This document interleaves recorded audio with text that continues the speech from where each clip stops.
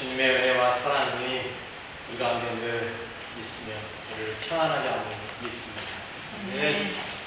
날씨가요 정말 다 끝자락이 돼간다 생각하고 있는데 날씨가 참 세요. 비가 오는 것도 아니고 날씨가 확 좋은 것도 아니고 습기는 좀 높은 것 같은데 날씨는 또 습지근하고 이런 날씨가 참 찝찝합니다. 이런 날씨가 소위 말해 불쾌지수가 높은 날이라고 해요. 여러분 그런다라고 여러분 불쾌지수 높다고 짜증내고 화내시는 여러분들이 않길 바라겠습니다. 네. 우리는 환경을 이기는 사람이지 환경에 지배받는 사람이 아닙니다. 그런데 많은 사람들이 환경에 지배를 받으려고 해요. 날씨가 정말 안 좋으면 어쩌면 그냥 막 화를 내고 짜증내고 여러분 그러지 마시기 바라겠습니다. 승리하시는 여러분 되시기 바라겠습니다. 네. 진주의 은혜가 사랑이 우리를 보호하고 있거든요. 진주의 은혜를 보호하시는데 뭐가 문제겠습니까?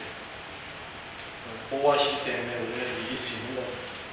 주님께서 우리에게 은혜 주시기 때문에 우리는 승리할 수 있는 겁니다. 네. 여러분 주님 안에서 환경도 이겨내고 상황도 이겨내고 모든 것을 이겨낼 수 있는 여러분 되시기 바라겠습니다. 네.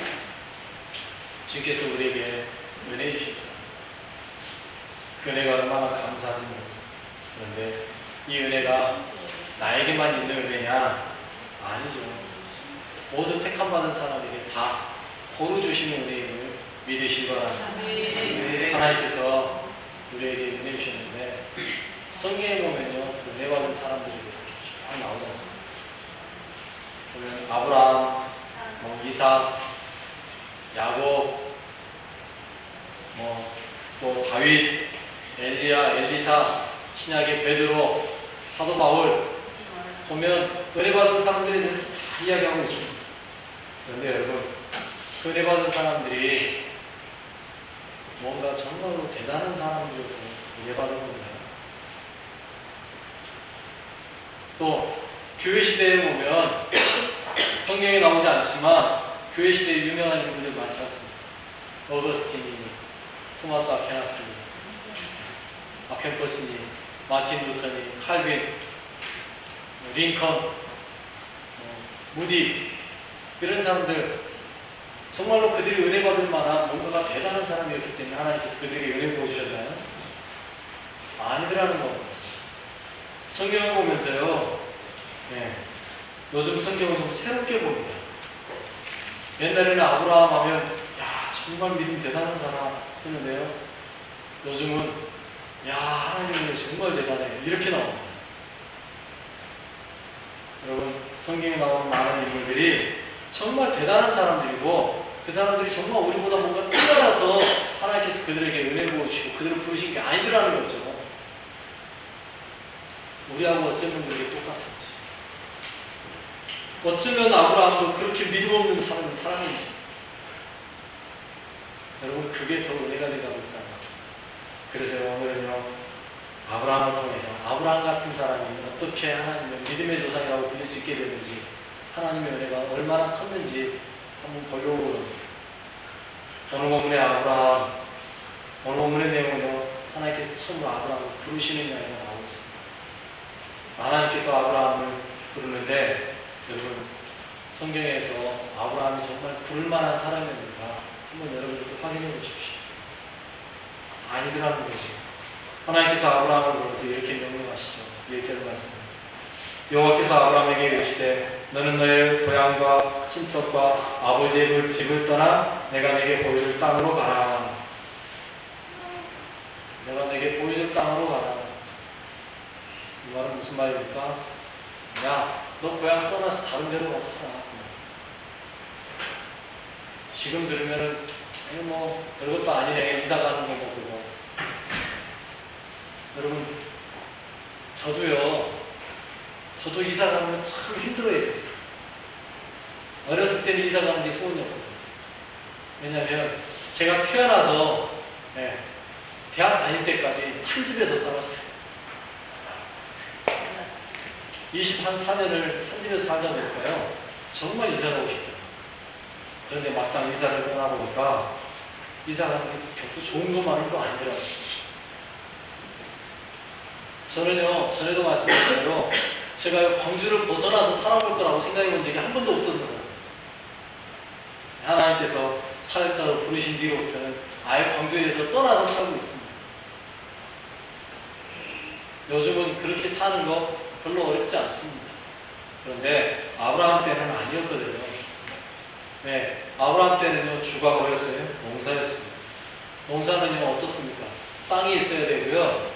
그리고 지금이야 기계화돼가지고 벼농사 짓는 거 보면은 옛날에는 뭐 모내기 할 때 되면요, 사람들 바글바글 해가지고 아, 우리 집 모내기 하는구나 알 수 있었는데 요즘은요, 모내기 한지 모르게 그냥 다 해놓고 끝나버렸어요. 아침에 분명히 아무것도 없었는데 오후에 들어올 때 보면은 뭐 다 심어져 있어요. 그런데 아브라함 때는 아니란 말이죠. 농사 한번 지으려면요, 사람들이 얼마나 많이 필요했습니까? 저 어렸을 때도.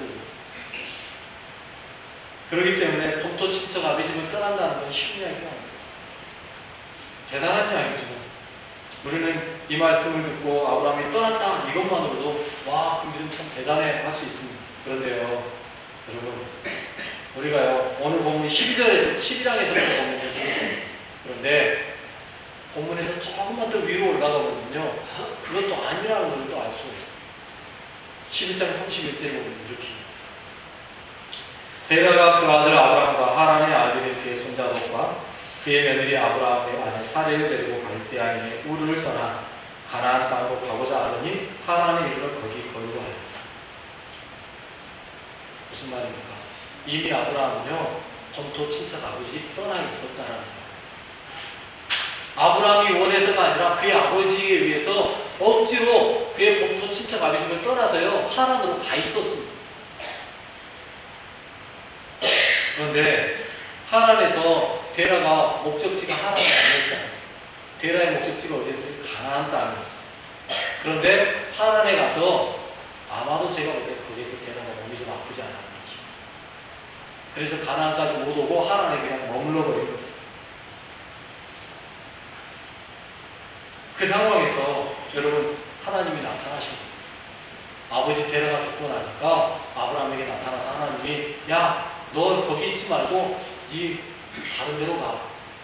그런다는 이야기. 여러분, 그렇다면 생각해보세요. 어려운 이야기예요? 쉬운 이야기예요? 별로 어렵지 않습니다. 이미 본토 친척 아비집 떠나 있고요. 그리고 하란에는 그가 기반을 다질 만한 뭔가가 없단 말이에요. 그 상황에서 믿어 이사가 가능하다는 거죠. 또 원래 데라의 목적지가 어디예요? 가나안 땅이에요. 그 말은 바꿔 말하면 아버지 데라가 죽으면서 유언했을 수 있다는 거죠. 야, 나는 가나안까지 못 가는데 너는 꼭 가나안 가라. 아브라함에게 했을 수 있다는 거죠. 그 상황에서 갈까 말까 머뭇거리고 있는 상황에서 하나님께서 아브라함에게 야, 너 다른 데로 이사가 하고 있다는 거예요. 그러면 여러분, 그 말에 아브라함은 어떤 마음 들까요? 아, 가나안으로 가려고 마음 먹고 있었는데 갈까 말까 지금 좀 망설임이 있었는데 진짜 가야겠구나 하고 바로 일어서서 갈 수 있는 거예요. 대단한 믿음이 필요한 게 아니었다라는 거예요. 아브라함이 가나안으로 갔는데 엄청난 믿음이 요구된 게 아니었다라는 거예요. 가나안으로 가는 것 아무것도 아닙니다. 그런데 하나님의 명령에 뭐라고 이야기해요? 너의 고향과 친척과 아버지의 집을 떠나라. 그런데 아브라함은 그 말에 순종했습니까? 아니요. 떠나기는 했죠. 이미 떠나면 되니까. 그런데 떠나면서 어떻게 했다는 거예요? 조카 롯을 데리고 떠났죠. 친척 아비집 떠나라고 그랬는데 떠난 거예요? 못 떠난 거예요? 안 떠난 거예요. 그는요, 그가 처음에 마음 먹었던 그 마음대로 그냥 간 거예요. 아버지가 말한 대로 그냥 간 거예요. 자기 조카까지 다 데리고. 이건 하나님의 명령에 100% 순종한 게 아니라 믿음이 있는 행동이 아니었다라는 거예요. 그냥 다른 점이 있다라면 한 가지, 하나님의 음성을 들었다라는 거죠. 그거 하나입니다. 그가 그냥 떠난 게 아니라 하나님의 음성을 듣고 옮겼다라는 거 그거 하나입니다. 그거는 아브라함의 믿음이 아니고 뭐예요? 하나님의 은혜예요. 아브라함이 뭔가 대단한 믿음을 가지고 있어서 하나님의 말씀을 듣고 가나안으로 간 게 아니라는 거. 이미 가나안으로 가고자 하는 목적을 가지고 있었고요. 하나님이 그를 불러서 가라고 말한 거에 그냥 그를 생각했던 대로 옮긴 건 아니죠. 뿐이죠. 어느 날 갑자기 하나님께서 아브라함에게 나타나셨다라는 것, 그리고 명령하셨다라는 것. 아브라함이 처음부터 하나님 믿었던 것도 아니라는 것. 왜? 아브라함의 살던 곳이 어디예요? 바벨론 땅이에요. 갈대아 우르라는 곳이에요. 갈대아 우르는요, 다신교의 아주 본산이라고 할 수 있는 곳이에요. 수많은 신들을 숨기는 곳이었다. 여러분들이 알고 있는 그리스도 신화, 어디에서 먼저 시작된지 아십니까? 바로 이 갈대아에서 시작됩니다. 갈대아에 있는 신들이요, 그리스로 넘어가가지고 거기에서 정착된 것이 그리스도 신화예요. 그 말은 무슨 말입니까? 갈대아 우르라는 곳이 그만큼 신들이 많았다는 거예요. 아브라함도요, 그 많은 신들 중에 신을 섬기고 있던 사람이었다는 거예요. 그런데 어느 날, 그 자신, 여러 신을 섬기던 그를 하나님께서 불렀다라는 거. 너, 나 따라와. 무슨 말입니까? 아브라함의 믿음이 좋은 것이 아니라 하나님의 전적인 은혜라는 사실입니다. 아멘. 우리도 똑같이 대한민국 사람들 얼마나 많은 신을 섬기고 살았습니까? 저도 제 어렸을 때 기억나요. 저희 할머니 뭐를 하려고 하면 식칼 들고 나와가지고 휙 던지더라고요. 나는 뭐 하시는가 했어요. 그랬더니 그게 뭐 일종의 귀신에게 뭐 하는 행동이라면서요. 저희 할아버니 초상집에만 갔다 오면 저 부릅니다. 집에서 문 들어오지도 않아요. 문 밖에서 가지고 미나 불러요. 그러면은 저는 문 열려있는데 왜 안 들어오시고 나를 부르나 했었어요. 그럼 저희 할머니가요, 신문지하고 나이트하고 줍니다. 빨리 들고 나가라고. 뭔가 몰랐어요. 들고 나가면 저희 할아버지가요, 불 켜! 그래요. 신문지 앞으로 탁 켜가지고 밑에다 놔두면요, 저희 할아버지 거기 펄쩍 뛰어넘어오시더라고요. 그 짓을 왜 하시는지도 몰랐어요. 죄송합니다. 저희 어른한테 제가 그 짓을 하고 있어요. 근데 그게 귀신 떨쳐져고 들어오는 위에서 그걸 하는 거예요. 나중에 알고 보니까. 대한민국 그렇게 많은 신을 숨겼지 않습니까? 그 안에서 하나님이요, 저를 부르셨습니다. 얼마나 감사해요. 내가 달라고 뚱뚱해서가 아니라니까요. 저도요, 그 할아버지, 그 할머니 밑에서 보고 자란 사람이니까 저도 똑같이 그렇게 할 수 있었던 사람이에요. 그런데 하나님이 저를 불러내셨다는 거예요. 이게 은혜예요. 전적인 하나님의 은혜. 하나님이 아브라함을 전적인 은혜로 불러내신 거예요. 아브라함이 잘나고 믿음이 좋아서가 그는 처음부터 믿음의 조상이었던 게 아니라는 거예요.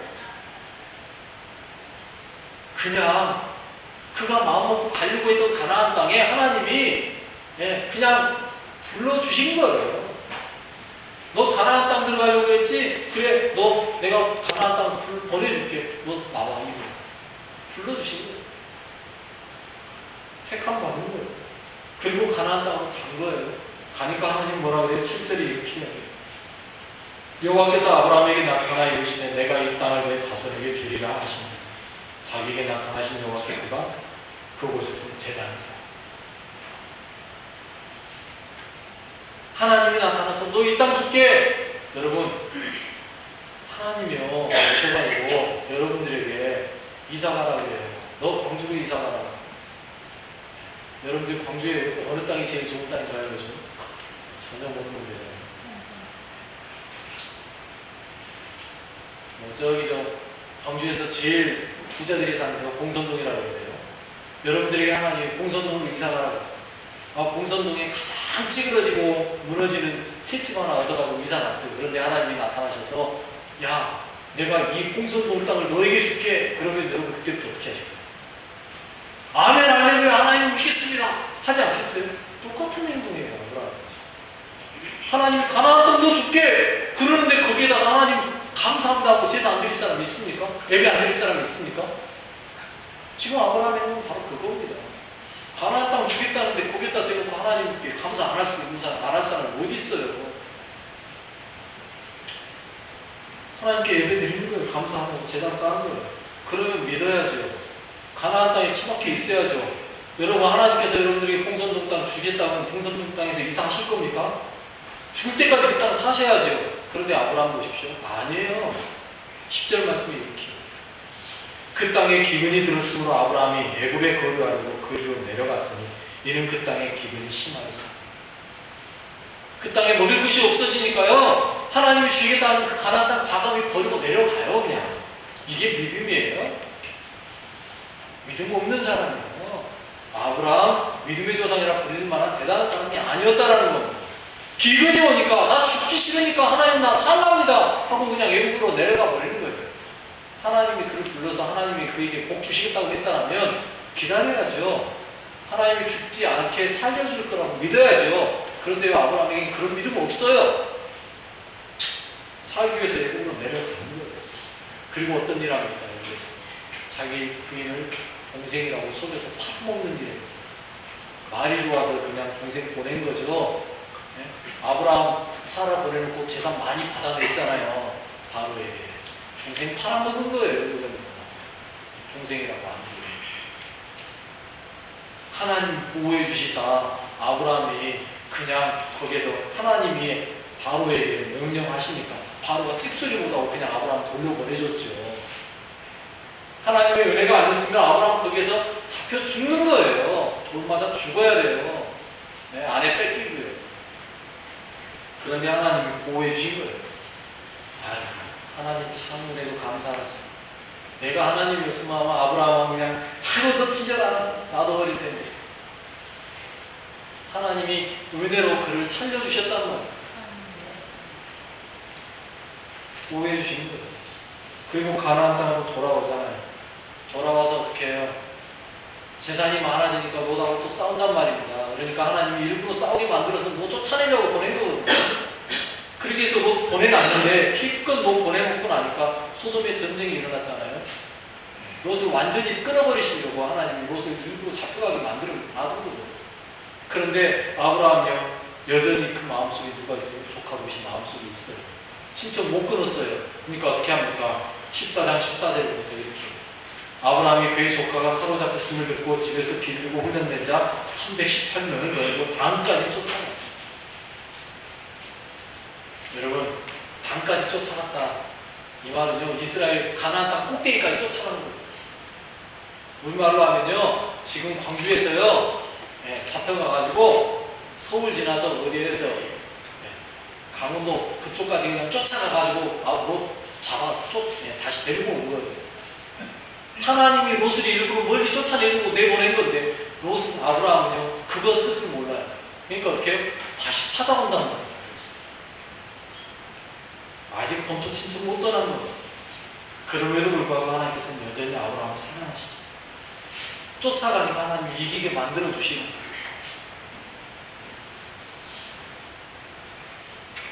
나 같으면 그 자리에서 그냥 못 이기게 놔두세요. 하나님의 은혜는 아브라함을 끝까지 보호하셨습니다. 끝까지 사랑하십니다. 그럼에도 불구하고 아브라함 여전히 불평만 합니다. 15장에 가면 15장 2절에 이렇게 아브라함이 이르되 주 여호와여 무엇을 내게 주시려나이까 나는 자식이 없사오니 나의 상속자는 이 다메섹 사람 엘리에셀입니다. 하나님 아니 꾸성 주신다면서요. 그런데 아직도 안 줍니까? 그냥 내가 데리고 있는 종 중에 뭐 마음에 드는 놈 하나 있는데 그놈 내가 그냥 내두다 하더라고요. 불평하는 거죠. 원망하는 거예요. 그러다 어떻게 하나님이 얘기해요. 나도 내가 줄 테니까 걱정 말고 기다려서.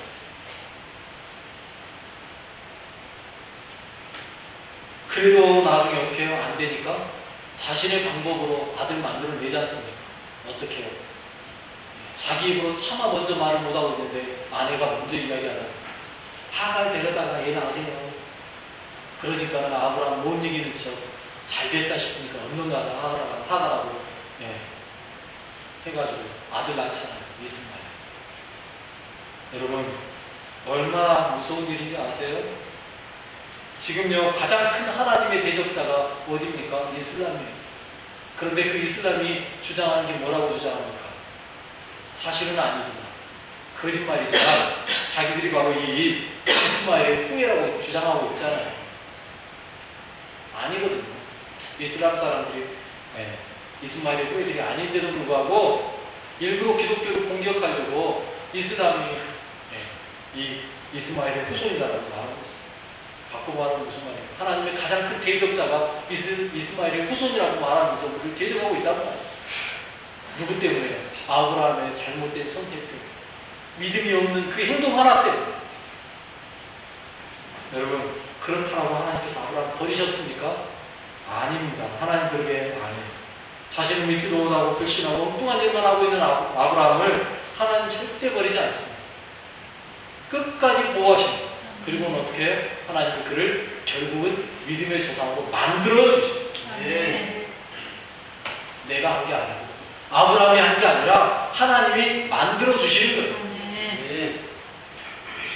아브라함이 잘해서 믿음의 조상이 된 게 아니고 하나님께서 그를 선택했기 때문에 믿음의 조상이 된 겁니다. 네. 여러분, 우리 사람의 행동으로 하나님의 택함 바꿀 수 없어요. 하나님이 나를 택하셨어요. 나를 부르시면요, 내가 아무리 도망다녀도요 하게 되어 있어요. 하나님의 선택 안에 들어올 수밖에 없어요. 제 삼촌들 봐도 그렇게 하고 제 삼촌들 보고 있으니까 하나님의 손길이 참 보여져요. 그렇게 도망다니고 안 믿을 것처럼 뛰어다니더니 결국은 지금 예수 앞에 나와서 무릎 꿇고 앉아있어요. 저희 막내 삼촌도 드디어 이제 교회를 나오기 시작했어요. 하는 말이 그래요. 전화해 가지고, 야, 죽겠다. 뭐가요? 나하고 너무 안 맞아서 죽겠다. 다른 교회를 가시죠? 아직은 근데 다른 데를 못 가겠다. 그냥 여기 가지고 다니란다. 저희 어머니가 불러가지고 저희 어머니랑 같이 교회 다니고 있거든요. 근데 자기하고는 안 봤대요. 거기가. 그런데도 가고 있어요. 때가 됩니다. 하나님이 부르십니다. 여러분, 우리의 죄악과 우리의 잘못이 하나님의 택하심을 바꿀 수 있을 거라고 생각하십니까? 아닙니다. 우리가 아무리 큰 죄를 저지른다 할지라도 하나님이 한번 부르시면요, 우리는 영원히 누구예요? 하나님의 자녀예요. 네, 바뀔 수가 없어요. 여러분, 여러분의 자녀가 여러분의 말 안 듣고 여러분의 자녀가 하지 말라는 것만 골라서 한다라고 너희를 이렇게 호적에서 빼! 할 수 있습니까? 말로는 하죠, 말로는. 그런데 정말로 뺍니까? 나 아직까지 그런 부분 한 번은 못 봤습니다. 호적에서 판단 소리를 해도 진짜 호적에서 판단을 한 번도 못 봤습니다. 여러분, 한 번 자녀는 영원한 자녀입니다. 내가 아무리 못난 줄 알고 아무리 내가 잘못해도요, 하나님의 택하시면요, 불변 변할 수가 없습니다.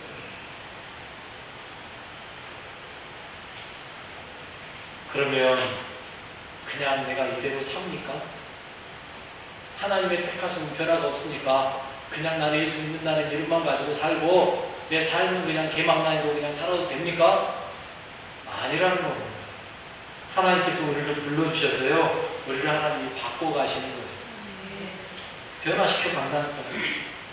아무렇게나 살아도 되는 게 아니에요. 아브라함은 나도 그렇습니다. 아브라함을 보면요, 처음에 12장에서 불를 띠하고 점점 가면 갈수록 아브라함이 변하는 게 보여져요. 그래서 15장에서는 뭐라고 이야기합니다. 아브라함이 여호와를 믿으니 하나님이 그를 의로 여기시고, 믿으니까 의로 여겨주시는 거예요. 무슨 말이에요? 15장에서 드디어 아브라함 속에 뭐가 들어가기 시작했다는 이야기예요? 믿음이 들어가기 시작했다는 이야기예요. 여러분, 우리도 마찬가지입니다. 하나님이 우리를 불러서 하나님 안에, 우리 안에 하나님 우리에게 주신 그 믿음이 들어오기 시작하면요, 그때부터 우리도 뭐예요? 변화되기 시작해요. 바뀌어지기 시작합니다. 그 변화가 어느 날 갑자기 확 뒤집어지는 그게 아니고요, 서서히 바뀌어간다라는 거죠. 아브라함이요, 온전한 믿음을 갖기까지 몇 년이 걸렸어요? 거의 한 50년 걸렸어요. 거의 50년 걸렸어요. 개인 때까지가 몇 년 걸렸어요? 25년 걸렸어요. 100살 되니까 아들 낳거든요. 그런다고 그의 믿음이 완전히 섰느냐? 아니에요. 어떤 걸 보면 알 수 있는지 아세요? 이스마엘이 이삭을 놀린단 말이에요. 이삭이 한 너댓 살 됐을 때, 이스마엘의 나이가 한 17, 8살 됐을 때, 이스마엘이 이삭을 놀려요. 그러니까 사라가 뭐라 그래요? 쫓아냅시다, 그러고. 그런데 아브라함은 그 쫓아내자는 말이 고민해요. 그 말이 누구 말씀이에요? 사라를 통해서 하나님이 말씀하신 거거든요. 이스마엘 쫓아내요. 그런데요, 그걸 놓고 아브라함은 고민한단 말이에요. 왜 고민합니까? 아직도 그의 안에 믿음이 없습니다. 언제나 믿음으로 서 있지 못합니다. 그러자 하나님이 나타나서 야, 쫓아내, 괜찮아. 말씀하십니다. 그 말을 믿고요, 내보내는 거예요. 내보내놓고서 뭐라 하는지 아세요? 하나님이 이스마엘 지켜주십시오. 기도하고 있어요. 여러분, 그렇게 했던 그 아브라함이 나중에 어떻게 돼요? 22장 가면 이삭을 바치라는 말이에요. 두말하지 않습니다. 그 다음날 아침에 새벽같이 일어나세요. 이삭 데리고 갑니다. 사흘길을 가면서요. 후회하지 않습니다. 변화되지 않습니다. 그날 하나님께 드리기로 마음먹고 데리고 가는 겁니다. 사흘길. 가서 어떻게 해요? 결박하고 이삭을 묶어놓고 칼로 찌르려고 할 때 하나님이 그를 막지 않습니다. 왜요? 드디어 아브라함의 믿음이 하나님 앞에 드려지는 거예요. 여러분, 우리의 믿음도 마찬가지입니다. 거기까지 가셔야 돼요. 몇 살 때입니까? 아브라함이 거의 120세, 130세 됐을 때입니다. 무슨 말이에요? 50년이 흘렀다는 거예요.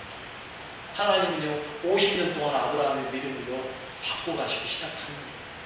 언제든지 하나님께 내어드릴 때. 그리고 나니까 하나님이 나중에 어떻게 하는지 아세요? 24장 1절에 보면요, 이런 말입니다. 아브라함이 나이가 많아 늙었고 여호와께서 그에게 범사에 복을 주셨다. 아브라함이 나이가 많아 늙었어요.